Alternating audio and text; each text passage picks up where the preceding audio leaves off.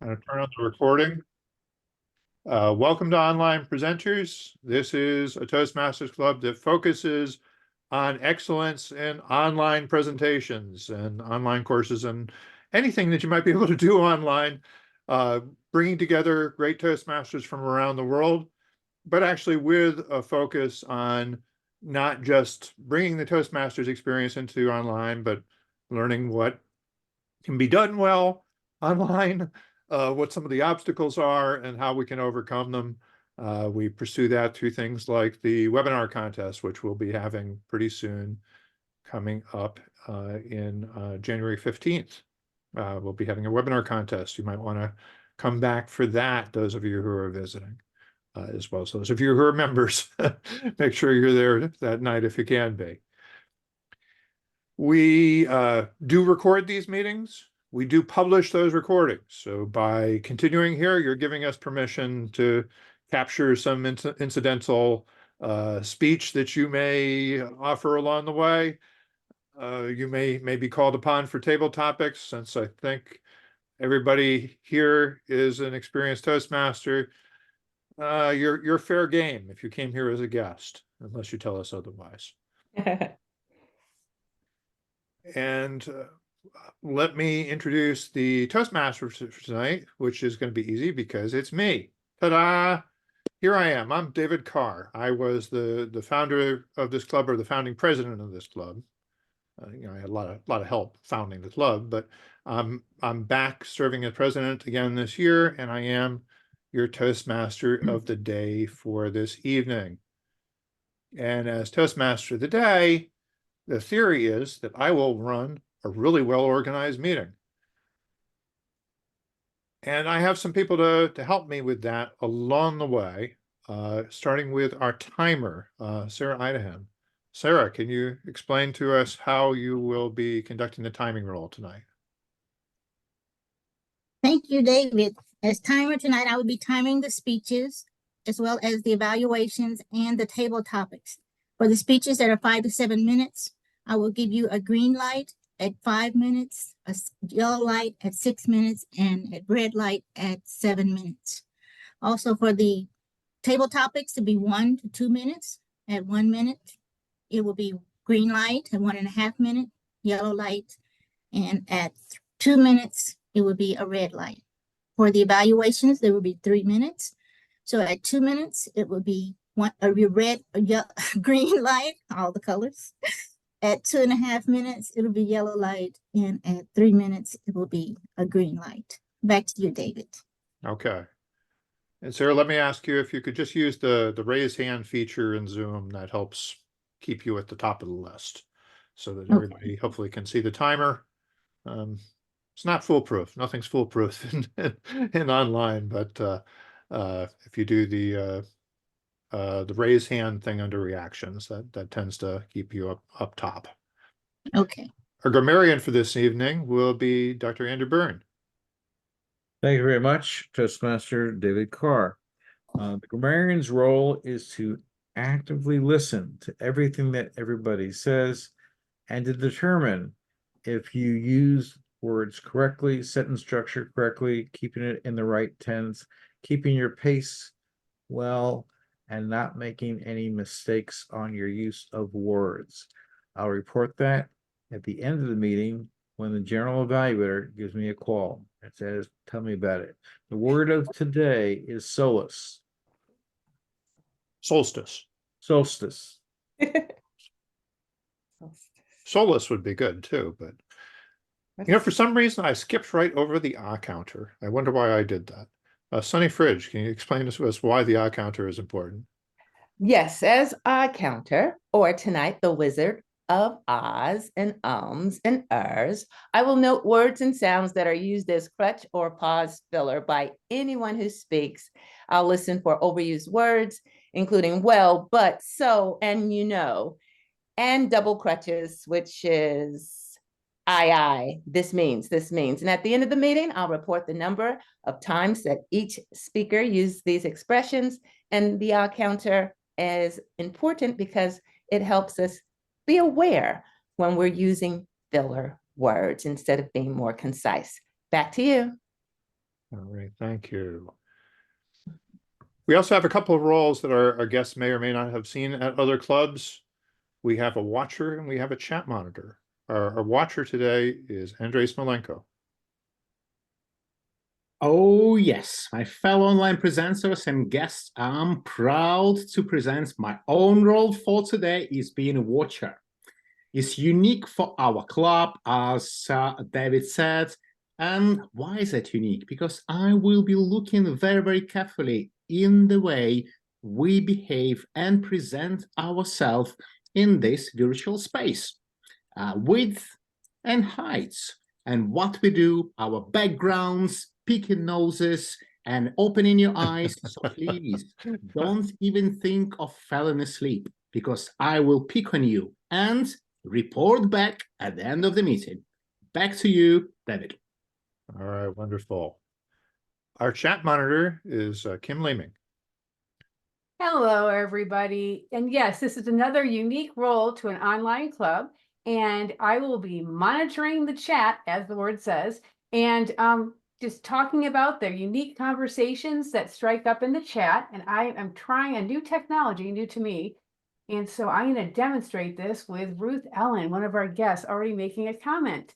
So I will be doing a report at the end of the meeting. And thank you. Back to Mr. Toastmaster, David Carr. All right, very cool. Let's see. And one more is our vote counter, very important. Keeping things honest. You know, I'm from Florida, so you don't want to let the Floridians count the votes. But I don't know how they do that in South America either. I don't know. There might be some questions from time to time. But Carolina, she's going to keep us honest. Thank you, David. As a vote counter, I will put a link in the chat and you will vote for your favorite. At the end of the meeting, I will announce the winners. Okay. One feature that we try and have at every meeting is a tip of the day, which can be a technical tip, a presentation tip, or it can be a leadership tip. We didn't have, I think we had somebody who signed up for Toastmaster of the Day and wound up not being able to do it. So I'm going to claim just a moment to show you the latest overhaul of our website, which is fascinating to me, even if you guys don't care. But this is using one of the new Toastmasters themes that I was nattering on about the other day. So it's not a huge change, but the image, this cover image, is now in the background over our different navigation things. And one thing I try and have in the right-hand corner on every page is this little widget here that encourages you to sign up. If you're not logged in, it'll tell you to log in first, but if you're signed in, then you can use this to navigate to future meetings. You can click sign up to sign up for the next meeting that we're having. And you can also access things for changing your profile picture or changing your password. So that's as close as we're going to get to a tip of the day for today, which means actually good things, because it means we get to move on to our speeches. So we have this meeting structured. Toastmasters meeting traditionally is broken into three parts: the formal speeches, the table topics, and the evaluations of the speeches, where the members get immediate feedback, or pretty immediate feedback. We're going to do speeches first, and then come back for some table topics, give the evaluators a little bit of time to think about what they're going to say, unless they get called upon, in which case they'll have to think about what to say to the topics master's question. But our speakers for today, we have two. We're starting with Kirthikka, is working on dynamic leadership level 5. This is high performance leadership. This is the second speech in that series. She's doing 5 to 7 minutes on the frenetic fray of life. And she says this speech admires the things of importance and soups the success recipe, which is an expression I haven't heard before, but maybe we'll find out more in just a moment. Everybody, welcome, Kirthikka.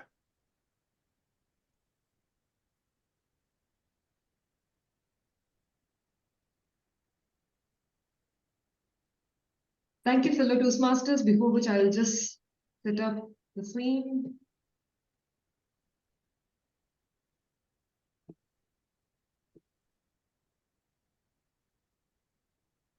I just wanted to confirm if you're able to see my screen and me. We're seeing the author's view, the designer view of their presentation. There we go. Okay.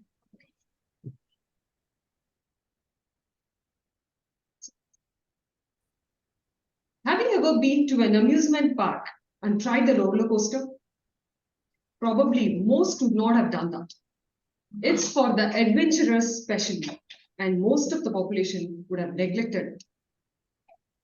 During my early years of my childhood, I rigorously practice and portray on certain things like picking up technical education, building my muscle to participate in athletics, as well as being mindful, nourish my soul to be active with a competitive edge. All these have led to me, like the day-to-day habits have gathered me to be what I am today. The majority of the life happenings is what you do for a small period of time. Can you slightly correlate between the roller coaster and the way that is being projected? Let's dive deeply. Now, say I'm not denying the fact that people haven't achieved success after their mid-age. There are instances where people have secured their degree by the age of 90. Here, I'm not comparing two different generations, rather bringing you the essence that being consistent for a small period of time will reap you better results. Now, what if my opportunities are being seized, showing the failures because of the 20% effort that is being taken? Here is the niche. Things that are to be done here is particularly that focuses on your purpose of life. The significance lies over here. I do innovative things that slashes my time requirement.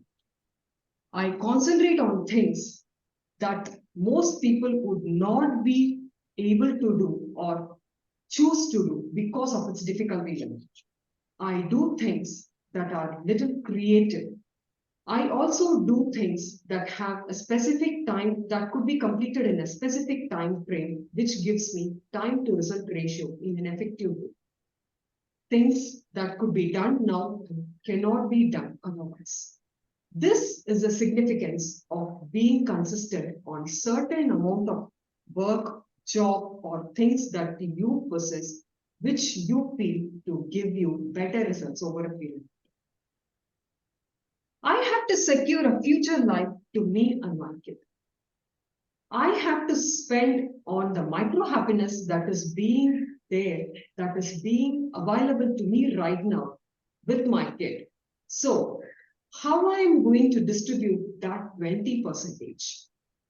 Just buy a toy, buy a book, concentrate on my academics, concentrate on my extracurriculum improvement, like brushing up your in-depth skill that is there, inevitable to you, bringing it out as flourishing thing, reading a book on a daily basis, practicing a sport, an athletic activity on a daily basis, spending quality time with your family members. This is just a distribution. The numbers doesn't matter, but the distribution activity and the results that is being reaped towards this 20% distribution actually matters. Find out and focus on the distribution, like where it is maximum results is being reaped. Multiplicate that Focus on the areas where you derive less amount of results. Focus also in that area to project more, to put in your effort in a right way. One of the famous management gurus has told, like, most of the decisions in your life are taken when you have 70% of the data. It's not about your life, it's specifically about the business strategy that is being built up. When you look for 90% of the information, you're probably going to be. This was coined by the famous entrepreneur, Jeff Bezos. The Bezos rule states most decisions should probably be made where somewhere around 70% of the information is available to you. If you wait for 90%, then you're going to be slow. Who knows? The remaining 30% could be an outlier, or the remaining 30% could also contribute to a significant level in your decision-making process. In both of the instances, what is your mental model? How are you going to sacrifice one with the other? The best way here is to approach the problem with the significance of the distribution and the time taken to derive an outcome with the 70% of data and not actually concentrating on the data. Thus, the solstice of 80% of your achievement and happiness takes place because of your 20% of the time and effort that is being spent, which needs to be expanded greatly. Thus, the 80-20 imbalance is universally true. Rather you focus on your customers, your happiness, your well-being, your business strategy, or your negotiations and even relationships. It is the time that you spend, a small amount of energy that you put in initially will reap you the results. If I value to see my happiness by providing the comfort of doing things that I love with less effort, this is the 80-20 rule. This is the winning here, the rule. Winning the rule as well as you yourself winning by being selective. Effort versus results is the winning rule of being selective. Over to you, Toastmaster. Thank you. All right.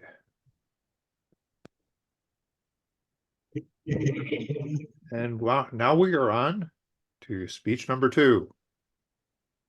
Our second speaker tonight is Graham Cairns. He's working through Engaging Humor, level 4. But this is his podcast project.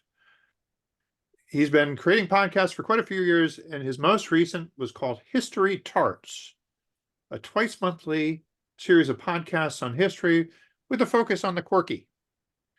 To explain what was involved, here's Graham with History Tarts, a podcast project.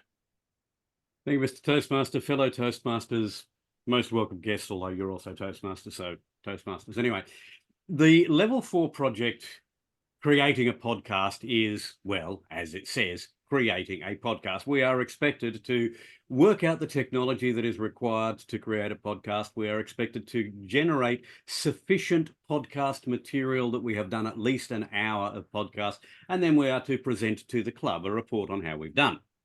Now, as mentioned in my introduction, I've been doing podcasts for a while. My most recent one is with a fellow Toastmaster, a member of one of my brick and mortar clubs, who also, like me, has an interest in history. And we have been doing these half-hour podcasts. We've done a series of 14 of them on matters of history. Primarily, I will do one episode with input from Annette. She will do the next episode with input from me. I will do the next one with input from her, etc., etc., etc. Well, we did 14 of them, which is about 7 months worth. And then we thought, okay, we've done enough of this. Let's move on to something else. So what I'm going to do today is tell you just a very little bit about the process involved in doing this. And then I'm going to play you about 9 minutes from one of those podcasts. It's an edited version thereof. when you're doing a podcast with somebody else other than yourself, there are logistical issues that you need to deal with. In our case, what Annette and I would do was we would write the basis of our podcast, and then we would get together at one of the public libraries in our home city. Sometimes we would be over her side of the city, sometimes we would be over mine. We would get a room in one of those libraries, and we would sit there and we would record our podcast. Then we would go away and edit them, and then we would put them up online. That happened for the first few episodes until we realized there is simply no point in us physically getting together to do this, because we have Zoom. Zoom records in exactly the same quality as it would be if we had a laptop and a microphone in front of us. And so after about 4 episodes, we started simply meeting on Zoom. And I have to say that made life so much simpler. It did make it a little more difficult because you don't get the same interaction with the person sitting opposite the desk from you. And given that my particular style involves telling lots of really bad dad jokes and puns during the podcast, not being able to get the immediate feedback was perhaps a little limiting, but hey, you're lucky you don't get to hear too many of the dad jokes today in this excerpt. So what I'm going to show you now is 9 minutes of one of these podcasts. Now, this is edited. You'll hear a couple of cuts in here where I play a little sting simply to take out material so that we can reduce this to about the 9 minutes, because I'm only allocated, I think, 10 minutes for this next section. I was going to just play you the audio because this is a podcast, not a vodcast, but quite frankly, it's as boring as just listening and looking at the... So I've tried to create a slideshow. Having said that, I did run out of time, and so I have to be honest, sometimes, some of this you're not going to get all of. Now, let me do a screen share, and you'll see, I'm pretty sure, you're seeing History Tarts.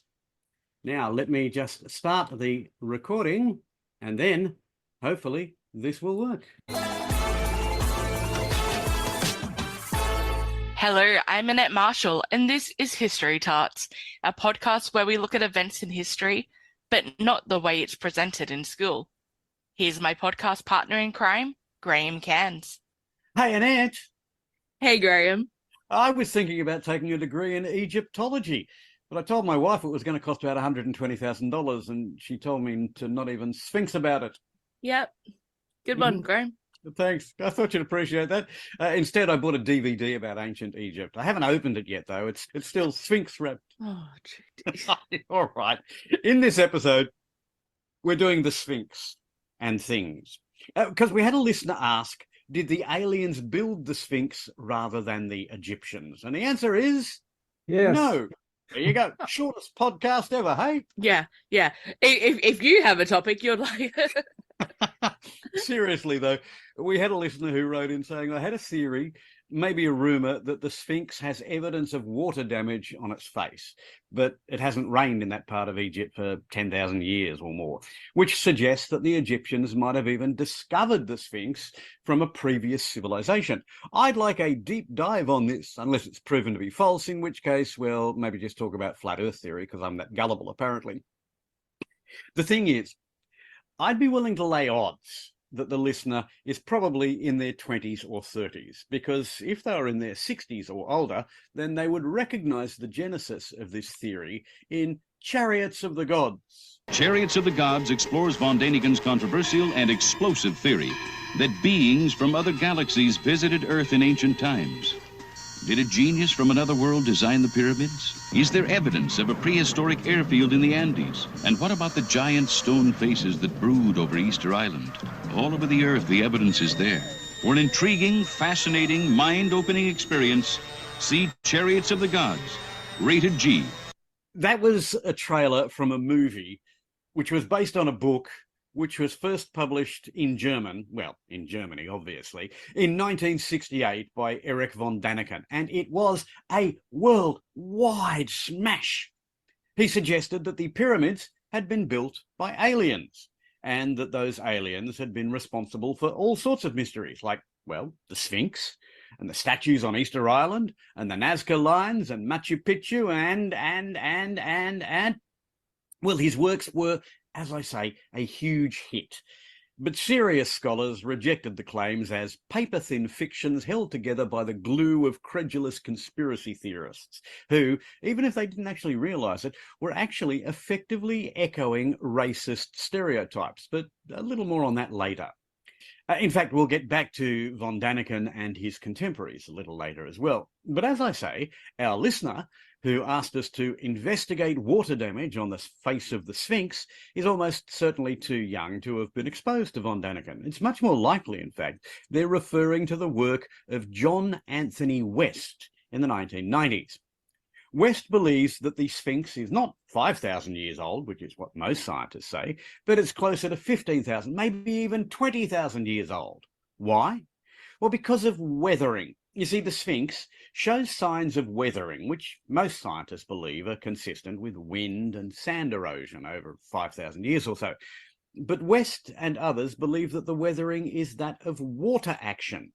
But the location of the Sphinx has been a desert for all that time. Through some friends, I had an introduction to a very well-known Oxford geologist, and I went into him with a very simple question. On the basis of a clear photograph alone, could he, as a geologist, tell the difference between weathering by water and weathering by wind and sand? The answer was cautiously expressed as a general rule, yes. I asked him if he didn't mind if I play a bit of a trick on him, and what I did was I took a photograph of the Sphinx and I masked off the head and the paws, and I asked him what did he think that was responsible for that weathering. And he looked at it a moment and said, well, unquestionably, water. And then I stripped the masking tape off, and he looked at it a minute, and he said, oh. Now, before I go any further, I have to tell you where that particular piece of audio came from, and it may help explain why our listener's theory has been gaining traction. The interview with John Anthony West comes from a documentary called Decoding the Great Sphinx, a documentary shown on the Gaia Network. Now, who or what is the Gaia Network? I can see you wondering there, Annette. Wikipedia describes Gaia as an American alternative media video-on-demand streaming service, which has been criticised as a conspiracy theory hub, with content promoting the chemtrail conspiracy theory and UFO conspiracy theories and astral projection and the lost city of Atlantis. It's got revenue somewhere north of $66 million a year, and it spends an awful lot of its money on advertising to promote its videos on issues which range from mainstream alternative medicine such as mindfulness meditation and basic yoga, through to conspiracy theories and fringe theories including vaccine misinformation, UFO conspiracy theories, astral projection, and the Illuminati. But anyway, back to, was the Sphinx built by aliens? John West believes perhaps, and he's not alone, of course. There are, I've got to say, a number of fringe scientists who agree that the accepted timeline is dubious. Some of them, I might tell you, are a little more out there than others. Let's check out the accompanying website to the Decoding the Sphinx doco. And I'm quoting directly here.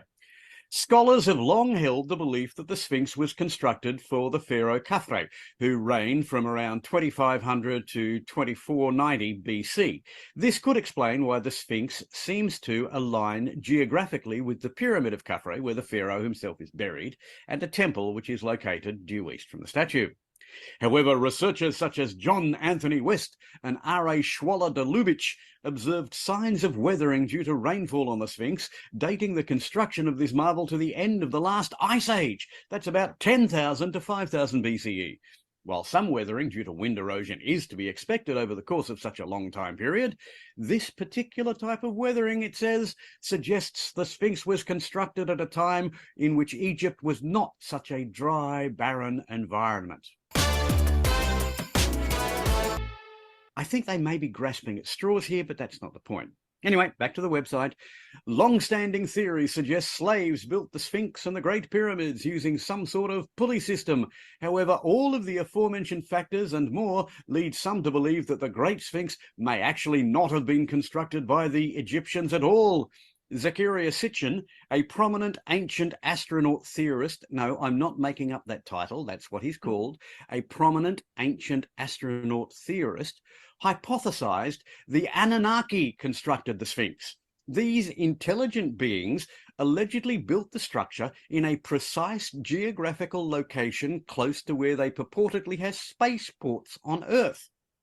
The alignment of the Sphinx and the Great Pyramids mirrors that of pyramid-like structures found on Mars, possibly suggesting that Giza served as a landing strip for spacecraft.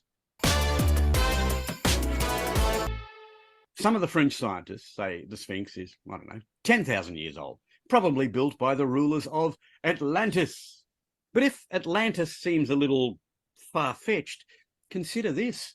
There are others who believe the Sphinx and the pyramids were built even earlier, the works of the Anunnaki, not the gods of ancient Sumeria. No, these are actually reptilian aliens who walk among us to this day and who were in earlier times mistaken for gods. The lizard people. The lizard people, yes.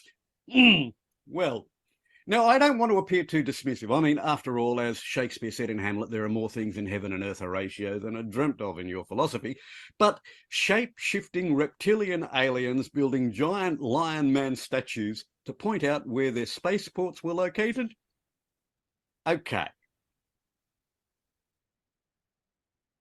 And that's where we'll leave it because, as I say, that's about 10 minutes of a 30-minute presentation. But to put together a podcast requires technical skills. You need to find out how you're going to record things. A phone will do if it has to, but a microphone and a laptop's probably better.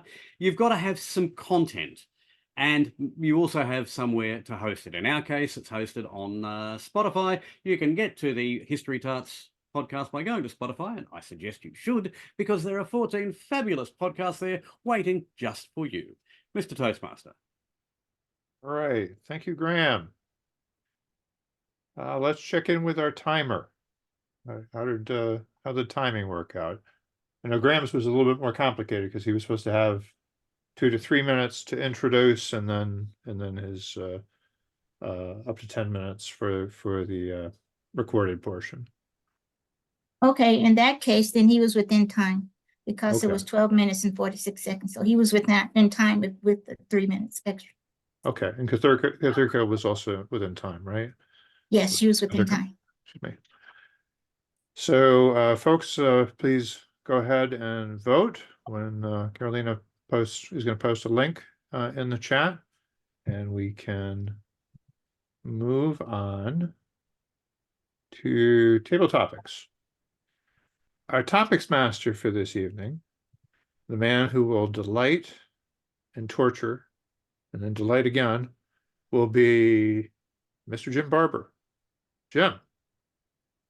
Thank you, Mr. Toastmaster. I am prepared to delight and torment various people. The delighted people will be the ones that I do not call on. The tormented people will be the ones that I do. Our theme for the meeting is Christmas movies, including Die Hard, possibly. So let's start with that. What is your favorite Christmas movie? And if you don't have a favorite Christmas movie, then what is your favorite feel-good movie? Andre. Thank you very much, Mr. Table Topics Master. What an excellent question that I have a pleasure to answer. What is my favorite Christmas movie, including Die Hard? As you can guess, it's Die Hard. Oh, yes. You got to see. I just by showing the round of hands, has anyone not seen Die Hard? Please lift your hand up.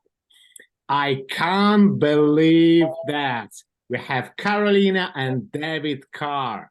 Well, then I propose this Christmas, your Christmas movie, family movie, is got to be Die Hard. It's about that famous Scottish warrior who fought for freedom, who fought for independence of Scotland from England. And of course, his role, freedom! And it's Mel Gibson in the features, by the way. I watched that movie probably hundreds of times in the last few years with my son, with my mom and dad, and with neighbors and everyone together. It's a long movie. At the same time, the message is, if you want to get your freedom, you got to fight for it. At the same time, I'm not surprised that a number of people haven't seen this movie yet, because probably there are the better movies to be seen. However, please, Carolina and David, watch Die Hard. Freedom! And I'll see you soon. Back to you, Mr. Table Topics Master. Thank you, Andre. Thank you. A great description for a movie that didn't exist. I'm pretty sure you described Braveheart and not Die Hard. But anyway, I couldn't be sure because I've seen Die Hard, but I haven't seen Braveheart, so I'm not positive on that. But anyway, we'll work that out some other time. Let's stick with movies, but move away from Christmas. What is your favorite movie that involves your home? And by home, it could be the city where you live, the country, or the continent, wherever it takes. But whatever movie is about your home, what's your favorite one? Carolina.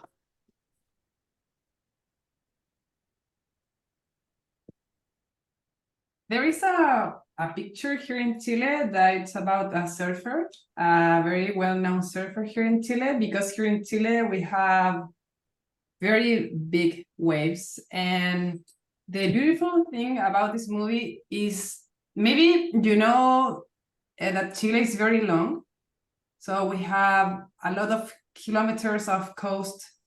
And these surfers starts surfing from the north to the south, many kilometers. The north is very hot, the south is the Patagonia, and the movie shows all the beautiful landscapes of Chile and all the places where you can surf. And the music of that movie is from a Chilean band as well. And I think that this is my favorite movie that shows very well the country where I live. Kilometers of coast, desert, Patagonia, and the centers full of valleys with good wine. Back to you, Jim. Great. Thank you, Carolina. All right. Let's move to a movie that hasn't been made yet. Suppose they were to make a movie about you, your life. Would it be a drama, a tragedy, a comedy, a farce? What would it be about? What would it be like? Maybe even who would star in it? Tell us about the movie about you, Dr. Sunny.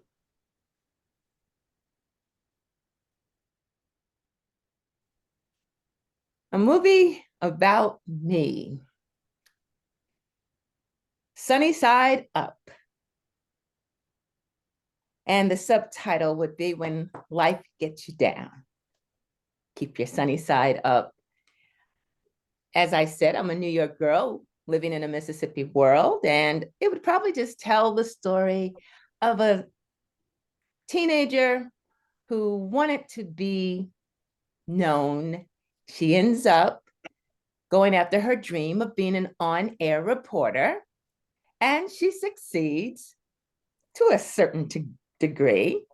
And then she settles down to become a teacher, an instructor, and she helps other people reach their dreams. And now that she's retired, the next chapter of that movie or book is still waiting to be done. But I do like the idea of maybe Michelle Obama playing me as an adult. And I can't decide who would be the teenage version of me, but I will get back to you on that. So just be on the lookout for When Life Gets You Down, Keep Your Sunny Side Up. Back to you. Thank you, Sunny. I'm going to get one of the first tickets. Looking forward to it. Okay. Ruth Ellen, normally I call on the person at the very last, but since you're a guest and I don't want to frighten you away, and you've been away from Toastmasters for a little while, I will ask you, would you like to participate? I'll give it a go, sure. All right, in that case, what's the most recent movie that you've seen that you would recommend that we see? Tell us about it.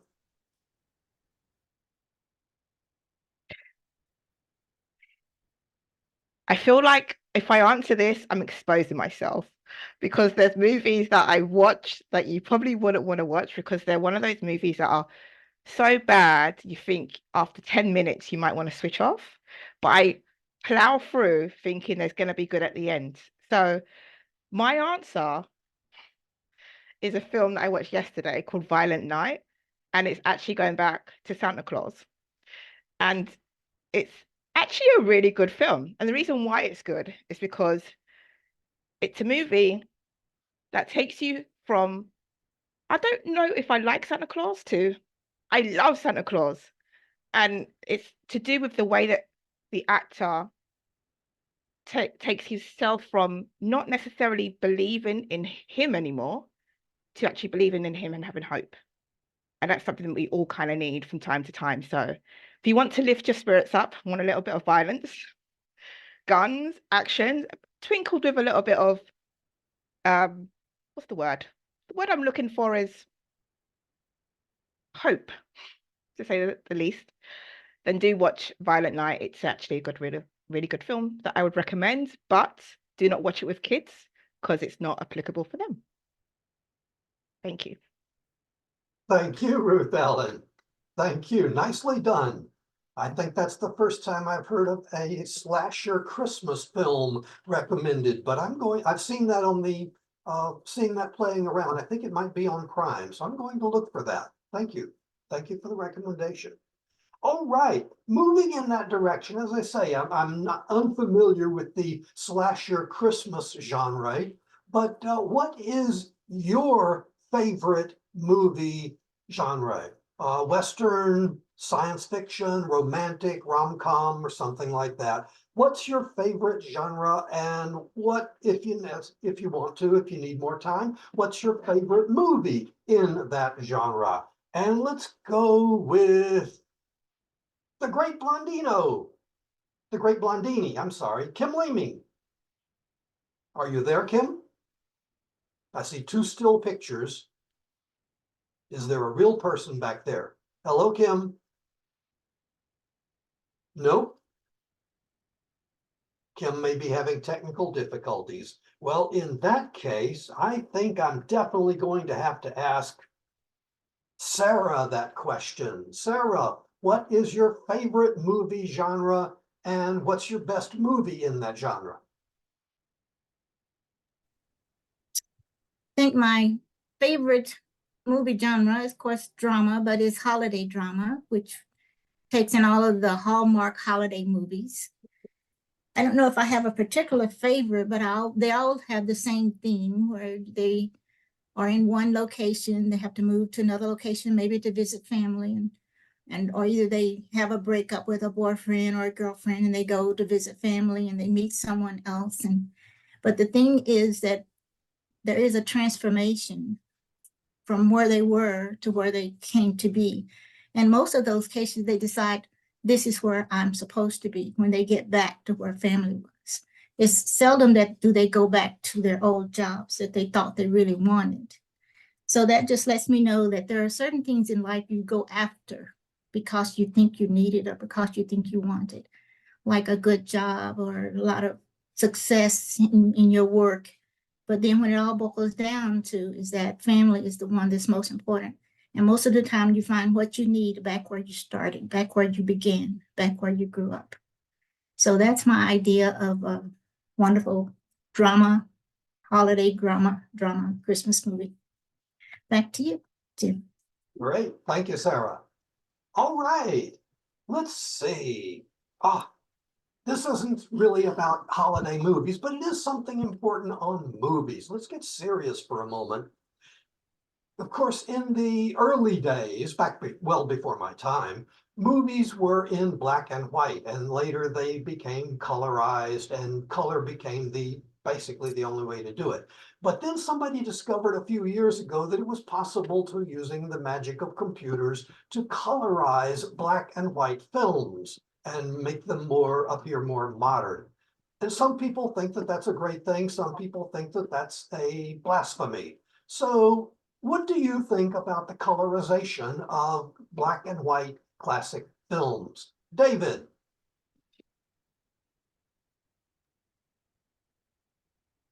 Thank you, Mr. Toastmaster, Mr. Topics Master. What do I think about the colorization of black and white films? Well, really it depends. It depends on the quality of that black and that white, because a movie that was shot to be moody and dark and to have the blackest blacks and the whitest whites and the contrast, and to really use it artistically, yeah, that would be a tragedy, a travesty, more than a tragedy, I suppose. But for something that was lighter, to colorize Laurel and Hardy might be annoying to the Laurel and Hardy devotee who knows that it should be in black and white, but I'm not sure it does necessarily any harm to the artistic quality of Laurel and Hardy or the Three Stooges knocking each over the head. Probably that would not necessarily cause artistic distress necessarily in the film world. But to take Citizen Kane and make it in bright strawberry colors, well, that would be a bad thing. And so I would recommend against it. Mr. Topics Master. Thank you, David. Thoughtful response on artistic distress. Oh, I like that. All right. Kim, are you back with us? One more try. No, I think Kim's having technical problems. All right, in that case, let's finish it out with, what movie star would you like to have dinner with? What movie star would you really like to have dinner with, Andy?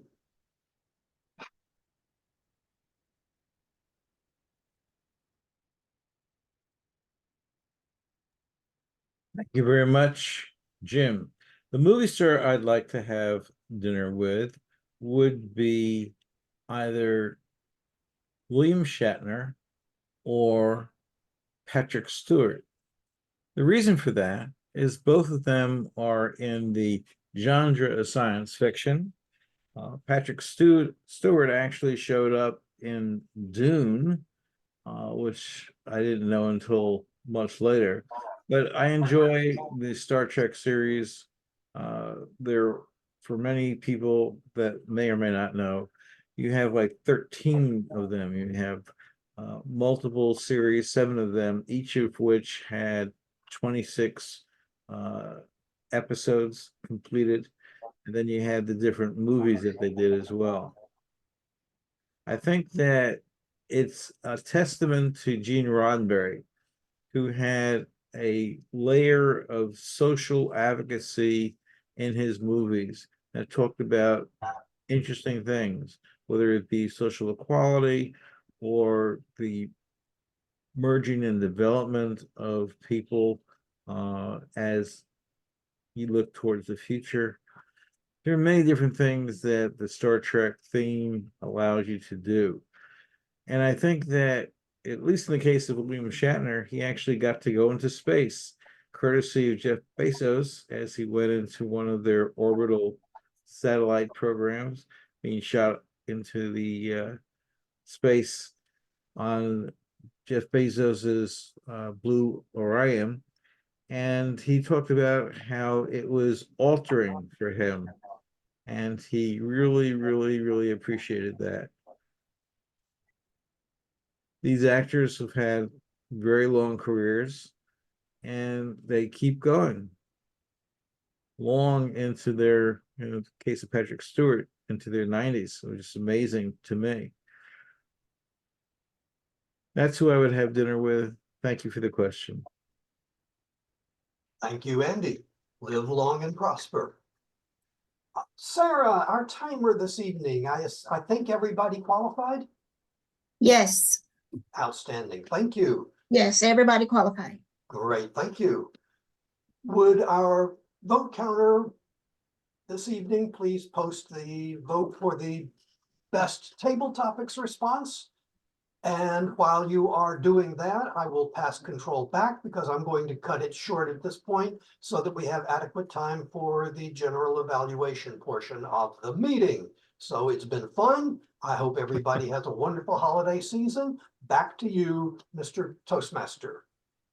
Thank you, Jim. I don't know if that counts as cutting it short, but you cut it just in time.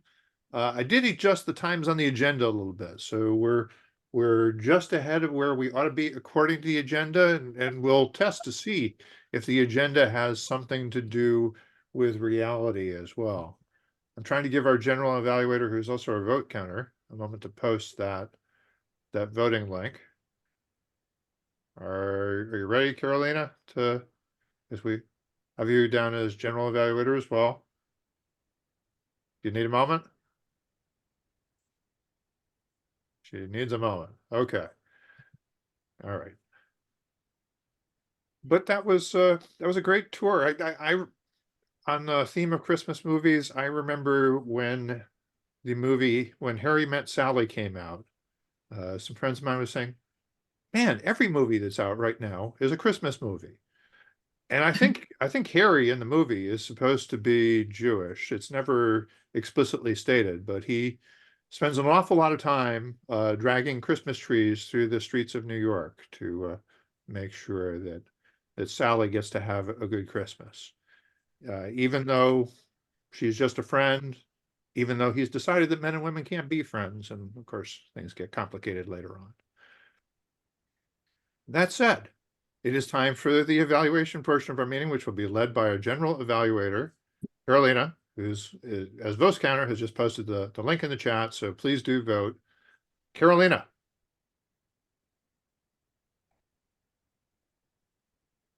Thank you, David. That's right. I'll be the GE today, and I think my internet connection is unstable. Do you hear me well? Or so far so good. Yeah. Okay, great. The first evaluator is Marianne Grady. She's going to evaluate Kirthikka's speech. Welcome, Marianne. Well, thank you, Madam General Evaluator, and good evening, fellow Toastmasters and Kirthikka. Kirthikka, kudos to you on tonight's speech. Notable this evening were your pace. You've slowed down your speaking, which makes you easier to understand, and I really appreciate that. You've also sound and appear more confident. Your inflection or vocal variety has improved dramatically, and it makes you more conversational and easier to relate to. So you're doing a great job week over week that I see you. Regarding your slides, the bar graph, even though it was super simple, it was hard for me to understand because you had academics 9.9, extracurricular 6, sports 8, and family 8. Now, you said the numbers didn't matter, but honestly, I couldn't take my eyes off the numbers because I was like, sports and family are the same? Like, it didn't make sense to me. So maybe you could have been somehow clearer because I didn't get that. And maybe other people did, but I did not. Your 80-20 universal truth and the winning by being selective slide, those were very, they were terrific and they were great support to your theories. Now, finally, your ending, I feel your ending could have been a strong call to action. When you're giving a speech, you have to be thinking about your audience, not just delivering your message, but thinking about delivering something valuable to them. And I believe that strong call to action and showing them how they can do what you've asked to achieve their own goals, but making it just stronger would have been more memorable for them, so they would take it home with them. So just something to think about, but I do think you have been growing and growing every time I see you talk. And, I just want to congratulate you on all your hard work. Great for you. And back to you, Madam General Evaluator.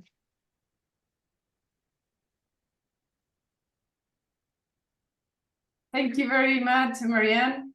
The second evaluator of today is Johnny Laylo. She's going to evaluate Graham Cairns' speech.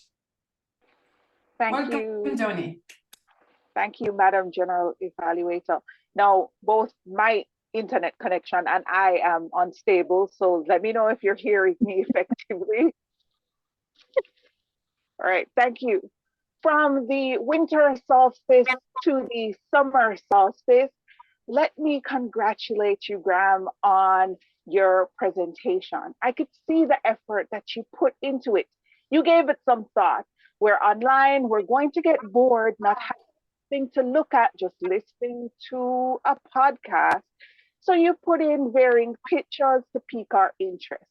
I like the fact that you thought of your audience beforehand and you came up with a cute little makeshift way to not have us looking at you, but I was going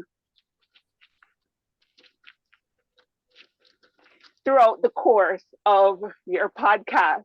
Now, I like the fact that you prefaced what was happening by explaining the nature of how you got started with the podcast. Now, this is an elective that I know that a lot of people have not done, including myself, mostly because of the difficulty of actually creating a podcast. But I like the fact that you gave us some idea about how you started out, your co-presenter, and how you went about trying to do everything to get it off the ground. I would, however, because did I state that I did not do this project, like to know what were the technical skills that you needed? What were the technical equipment? You said it's just like having a laptop, but did you have a special microphone? Remember, Graham, you're our go-to for hybrid meetings. So I do believe that if you're doing a podcast, I would like to know, what did you use? Can I use my regular mic? Not mine, because it doesn't usually work, as you know. But what should I use to get a podcast done? What technical skills do I need? Where do I post it? I mean, it's not the same as build a social media preference, because I know Clubhouse. That's from Angela. But where do we listen to the podcast? Where do you post it? Is Facebook Live the same as Instagram, or is it a different thing that you have to do for a specific podcast area? Does it have to be on a podcast site for it to be considered a podcast, or does it just have to be the discussion? That would be important information to include when you're doing this. That way it would benefit your audience if they decide that they want to do the podcast, and also we'll know where to go to listen to it, even though I do, because I saw you on Facebook, which is why I'm asking about the Facebook thing. That's important information that would be good to share with us. Overall, it was a great attempt. No, I'm not going into the aliens and the summaries and Gaia, which I know all about, by the way. But I'm going to say, for future reference, focus on not the content, but the how-to when doing this project. And I look forward to hopefully in another speech hearing how you did get the technical skills up and running. Back to you, our General Evaluator. Thank you, Johnny. Ms. Timer, are both evaluators qualified? Both are qualified. Thank you very much. I will put a link in the chat and you can vote. You could vote. The next person who is going to help me with the evaluation is our accountant, Sunny Fritsch. Thank you, Madam General Evaluator. David had several roles today. In doing that, he had 3 uhs, 1 and, 3 so's, 2 buts, a few repeats, to be and 4, 4, 4, and 1 you know. Kirthikka had 1 so, like, but, and a 2. She said 2 in repeating. Graham had 5 ands, a well, and 3, but anyway. Jim Barber, 1 ah, 2 so's. Carolina had 5 ands, 1 so, and repeated the twice. I had at least 2 buts. I only want 1. I mean, what would I want to do with 2 buts? But anyway, Ruth had 2 ands, 1 so, 1 but. Sarah, 3 ands, 1 so, and a but. Andrew, 5 uhs, 2 ands, a like, and really, really, really. Marianne had 3 uhs and a few ums, a few ands, so, like, and but. And evaluator 2, Joni, had 2 so's and 2 likes. That's my counter report. Back to you. Thank you very much, Sunny, for that complete report. And remember that our recordings for meetings are in the YouTube channel, Online Presenters. Go there and listen to yourself and evaluate yourself after the meeting. That is a very good practice to improve. The next person who is going to help us to improve is our grammarian, Mr. Andrew Byrne. Welcome, Andrew. Thank you very much, Carolyn. As I listened to everyone's wonderful speaking skills on display, I did hear several people use the word solstice. In fact, we are 5 days away from the winter solstice in the North American area. So happy to everybody that celebrates the winter solstice, which is yet another holiday that's celebrated during this period of time. I think that we had correct use of grammar throughout the meeting. There were some very good word usages that I had heard as well. But for right now, I'm going to keep it short and get back to the meeting. Back to you, Carolina. Thank you very much, Andy. We have to make a commitment to use the word of the day, especially myself. I have to do that commitment because I never use the word of the day, and you can learn something new every day. The next person is the watcher, Andriy Smolenko. Well, thank you, Carolina. Well, we yes. have sorry? Yes, Carolina, can I speak? Is that okay? Yes. Oh, brilliant. Okay, so as a watcher, I've been watching meeting very, very carefully. You know, what I noticed as an advanced club, we look great. We look really, really good online. Here we go. This all our photos here. Just a few little things that I would like to mention is about Sarah. Sarah, I think your video looks a bit blurred. Perhaps if you could just wipe your camera, it could make it look a bit better. Then Kirthikka, your hand gestures. Again, if you could probably move your camera slightly down, then we could see the whole of your body.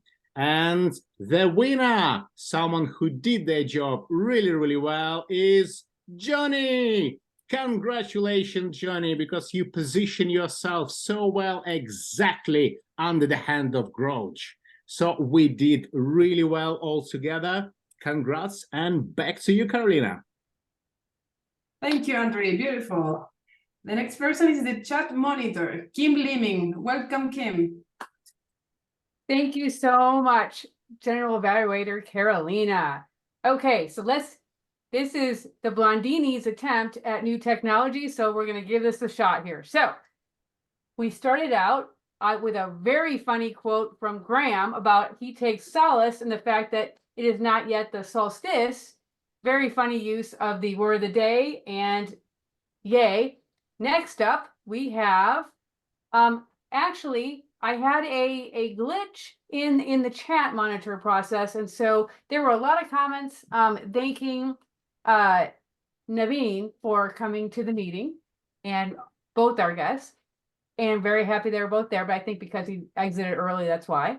Next up, we have I Like Sonic with Jim Carrey. So Carolina said that. So we had a lot of neat movies coming up. And hilarious when Andre spoke about the, I think we might be mixing Die Hard with Braveheart. And then we followed that with Maybe That Was the Joke by David Carr. And then Andre cleared it up. No, I like them both. Not a joke. And then we had more movies that people like, and The Illusionist, a personal favorite of mine, obviously, because I am Blondini. And we have a couple more here.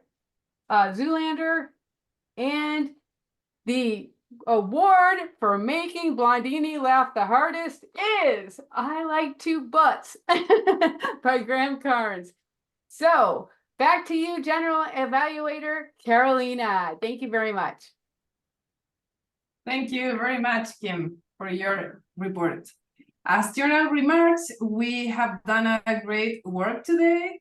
Regarding evaluators, you were encouraging, you gave our speakers a homework, something to challenge themselves.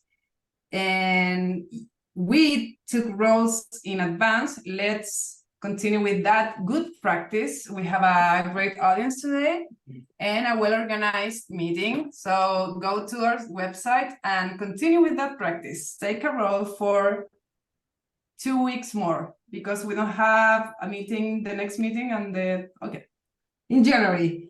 And regarding the rest of evaluators, a good job as well. You gave us a very complete report. Now it's time to announce the winners. Please, drums for the best evaluators. The winner is Marianne Grady. Woo! The best table topics speaker is Ruth Ellen. Congratulations. And the best speaker is Graham Cairns. Mr. Toastmaster, back to you. Hey, wonderful. Well, it's just about time to bring it in for a landing, and because we only had 2 evaluators rather than 3, but we're wrapping up. We have 5 minutes left, maybe a little bit more. So that's pretty good in terms of timing things out. We'll keep working on it to try and make sure that we can run a professional meeting where everybody gets to contribute, but everybody doesn't have to be dragged well past the end hour in order to see how things turn out. Let's get a little bit of feedback from our guest tonight. Ruth Ellen, can you tell us how any feedback for what the experience was tonight? No, I'm always happy to win something, so my experience has been good. No, I think I'm gonna try to use no filler words.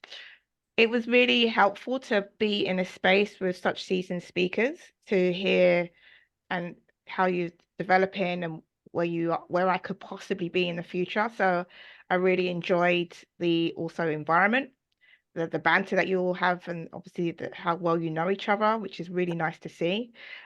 I also enjoyed I did that thing again. I really also enjoyed the different differentiation of when I've been at a club in real life as well, and how you've added some really nice elements that complement the online space. And I've been on other clubs, online workshops, online meetings, and they've not done this. So I think it's really been helpful to see. So well done, basically. It's doing really well. I'm going to come back again. I'm excited to learn more. That's what we want to hear. That you're going to come back again. And that you're going to talk to our VP of membership and eventually our treasurer. Yes, we are conspiring to rope you in deeper, but I'm here for it. We're happy to have you here as a guest tonight. And actually, you. David, she's already expressed an interest in joining. So welcome prematurely to Very our cool. club, Ruth Allen. Thank Yeah, well, you. something we started early on was we had a rule that you had to come at least twice as a guest before you signed up. We I talked don't know about why that. we put obstacles in people's way, but I'm we here for it. I'm here we for do it. a I'll do little whatever I bit. need to. We're trying to make it sound like an exclusive club that you're privileged to be part of. And it's true. It's true. This is a great club to be part of. And actually, Mike Woodall, you came in partway through. Great that you're able to tune in. I don't know when did you come into the festivities? I came in the table topics. Table topics. Yeah. Okay. All right. Little table topics. Jim Barber was introducing the next guest, and then he asked a question. And I'm saying, "Oh, he's going to pick me. I know he is." And so I'm thinking real fast. But anyway, he didn't. So thank you, Jim. Well, you snuck in. Maybe he didn't notice. Yeah. Yeah. You can get quite the stand-up comics treatment. We went to see Brett Goldstein the other night, the guy who was in Ted Lasso and is one of the writers of Shrinking. And he was mocking the people for walking in late over at the Hard Rock. That's always funny. I was at a comedian show where whenever someone stood up and left, he would say, hey, where you going? Yeah, right. And the lady would say, I'm going to the restroom. Yeah, well, that's right. Yeah. I think people at comedy shows do have bodily functions as well. Let's see. So we won't be here next week, of course, because it falls on Christmas Day, or at least it does in North America. And people elsewhere may still be celebrating, hopefully. But we will be back. We're planning to meet on New Year's Day. We on the theory that it's enough hours after the parties have wrapped up and you've woken up the next day and you've gone about your business. And so we will need people to sign up for that meeting. Graham, I don't know, have you looked yet at whether we have people signed up for next week? Taking a brief look, I've put myself down as Toastmaster for that meeting, and I want to, as VPE, make a comment to the club. Just a suggestion, because I can't do it. Technical glitches fell off. Can we stop the recording? Oh, sure. Good idea.